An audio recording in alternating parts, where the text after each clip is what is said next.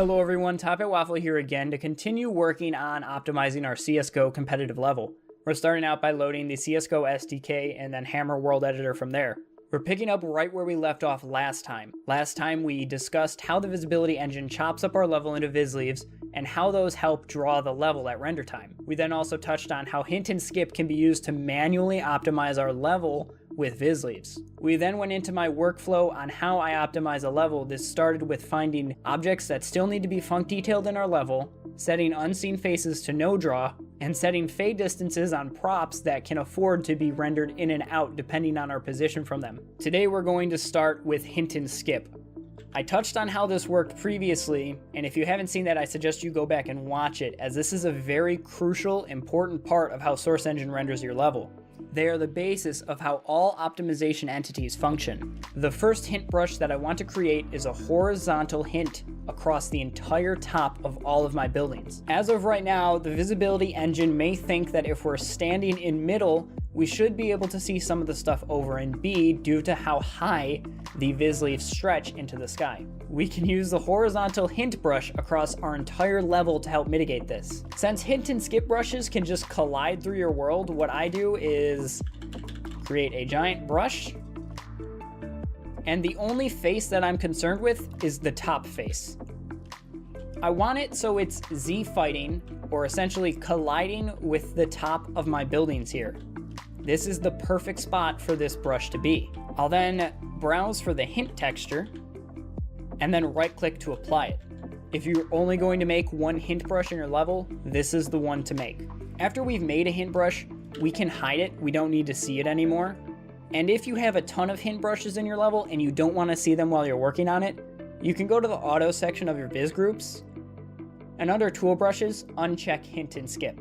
This clears up your view so it's much easier to see what you're working with. Other things that you want to turn off when you're working with hint and skip is anything that doesn't affect visibility.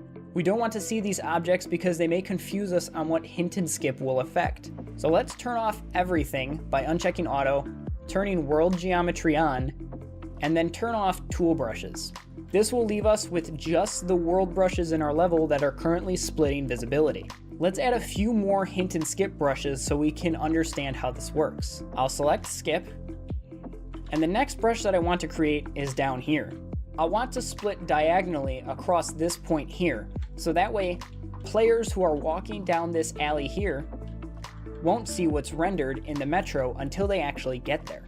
We'll start by just creating another skip brush. And again, it's okay for these to collide with other objects. We're then going to use the clipping tool. I'll lower my grid size, and I want this to be on this point here, which is this edge. And then I'll just drag this to meet up with this vertex here. This will make it so as long as I'm on this side of this hint brush, I won't see anything in the metro. What's happened is I didn't make my brush large enough. I want this to extend all the way to where my skybox is. I'll just delete that and remake it obscenely large and make the same cut with my clipping tool. I'll then put hint on it, and now I'll resize it so it dips into the bottom of the metro, and then I'll scale it up a little bit so it's Z fighting with the top of this. I'll want to create another horizontal hint brush here. I can do this easily by just selecting my existing one, holding shift, and then hitting my down arrow to nudge. I want to align this one with the tops of these roofs in the metro. So now any hint brushes that I create in the metro will butt up against this horizontal hint brush here. I can then turn off all of my hint and skip. Let's create another hint brush that runs parallel to this face here. What this will accomplish is as long as we're on the left side of this face, nothing on the other side of the wall will be rendered. I'll grab my skip texture, and then I'll run a long hint brush parallel to this face, and then I'll apply hint to it. You can only create so many hint and skips before you have to load the level up to see where you need to work on. Let's compile. Here we are in game.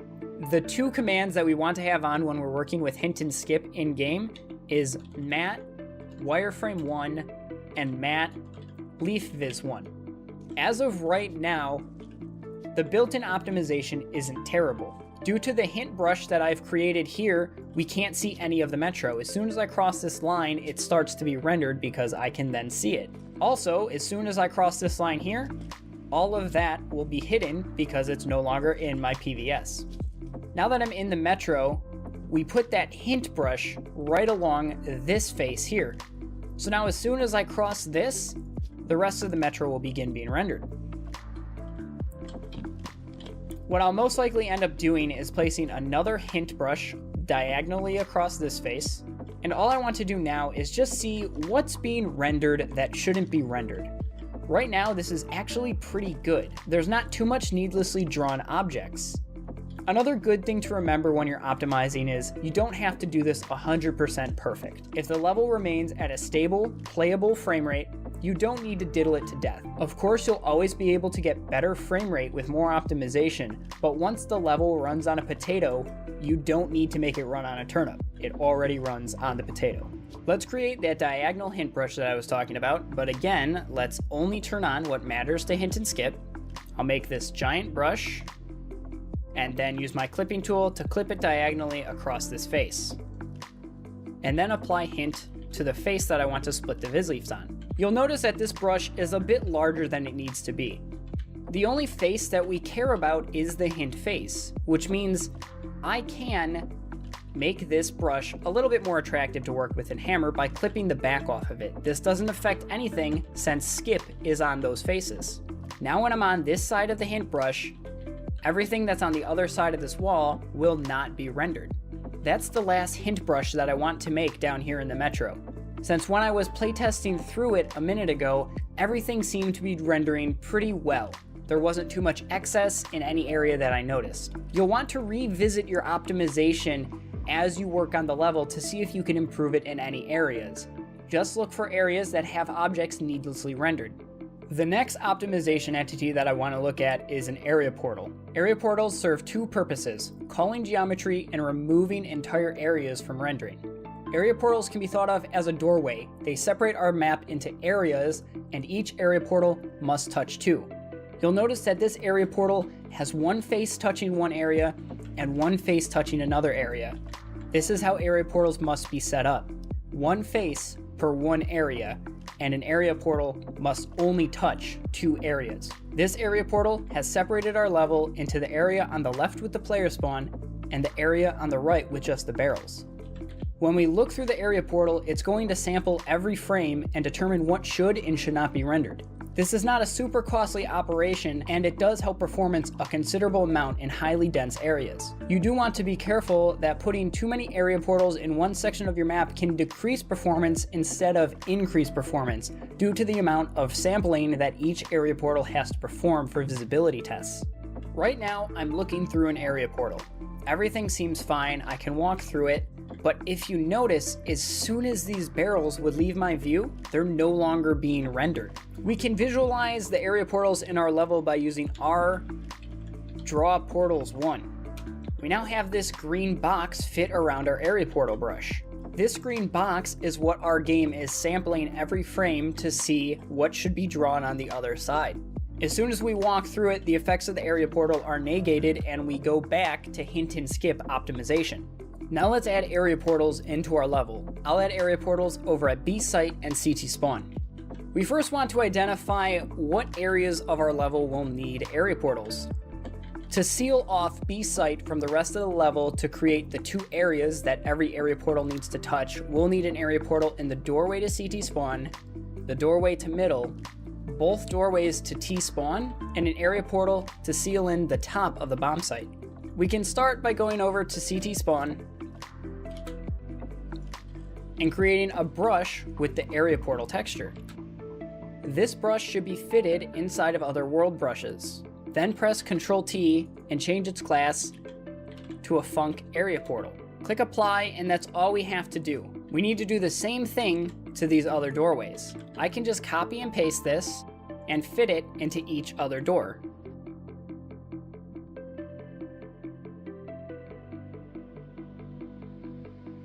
Now we just need to create the area portal brush that will seal in the top of the bomb site. I'll create a larger brush, and it needs to perfectly fit the ceiling. Although it is allowed to clip through this skybox brush in the back, let's tie it to an area portal and click apply. We now need to turn everything back on in our level, and let's run it to see if it works. Here we are inside a game at B's site. We'll notice that we have a large green box for the top area portal, an odd-shaped box over on the right side for the CT door and the door to mid, and the same odd-shaped box for the two T doors. When the engine detects two area portals are on the same plane, it will merge them together. This is for better performance, and it's not a bad thing. You do want to make sure that it doesn't merge an area portal on one side of your map with an area portal that's really far away, creating a large sample space. As I start to walk into the site, we can see that props are starting to be rendered because the area portal has tested that visibility. Now that I'm inside, the larger box around each area portal, which we can see moving when I move my mouse cursor around the ceiling one, is now active. When looking through an area portal, all other area portals will become inactive, since we don't need to sample through two area portals if we're already sampling through one. Area portals have two states, an open state and a closed state. By default, an area portal is open, which means it will sample and you can see through it. We can close our area portals to see what this looks like. We'll end up using this with doors later in CT Spawn. If I use ent_fire function area portal and then close, this will close all the area portals in our level. This is useful for when your area portal is applied to a door that opens and closes. Everything that's behind the door will no longer be rendered when the door is shut. We can open those back up by using the open command.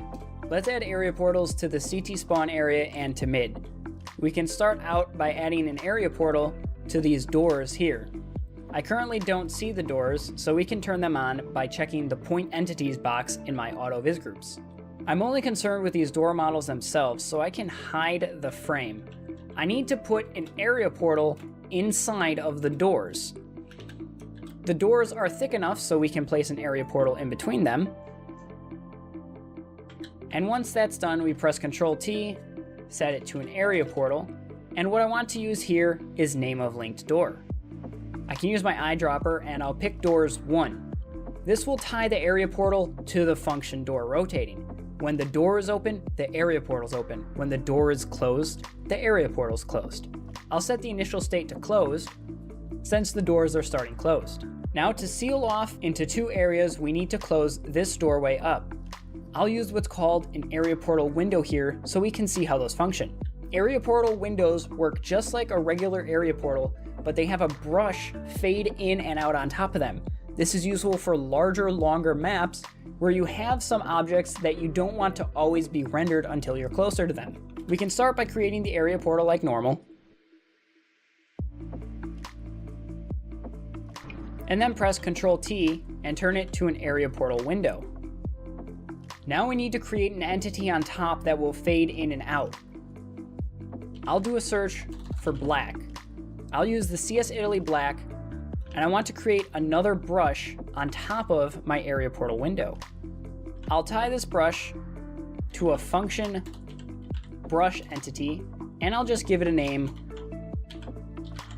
area portal window. Selecting the area portal window, I want to select the rendered window. Click the eyedropper and select my area portal window. We can set a start and end distance from which the transition will start and end. I'll leave this as default, as you can play with the values to make it work in your situation. There's also the translucency limit, which determines how translucent our rendered window should be when we're right on top of it. I'll leave this at 0.2 so we can also see how that functions. Let's compile and check it out in game. So here we are in game. As I walk closer to my area portal window, we can see that it starts to fade out and the area portal opens itself. This entity is very situational, and I would usually use it in areas that don't involve gameplay, as disable rendering in areas where people can be is not a great idea. We can see that it's slightly tinted black. This is due to that transparency limit that was default of 0.2. If you set this to 0, it would not be slightly transparent like that. You see when I walk through it, everything brightens up a little bit because the black brush is no longer being drawn. If I walk over to B site, everything there is still working exactly as it should with this area portal into itself. And if I come over by where my opening doors are, by using wireframe, we see that nothing is rendered behind it but the 3D skybox. The 3D skybox is typically always rendered. When I open the door, the area behind it instantly pops into place. When I close the door, after a brief moment, the area portal closes. Even if we spam the door, the area portal will stay open, and it's intelligent enough to not close when the door is open. If we blow the doors up, the area portal knows that it needs to open and render everything behind it. That's going to wrap up optimization. I hope you enjoyed seeing and learning and fiddling with how the Source Engine renders every level that you've ever played. Thanks for watching. We really appreciate you sticking it out. Don't forget to join us again tomorrow for the final one when we ship our level.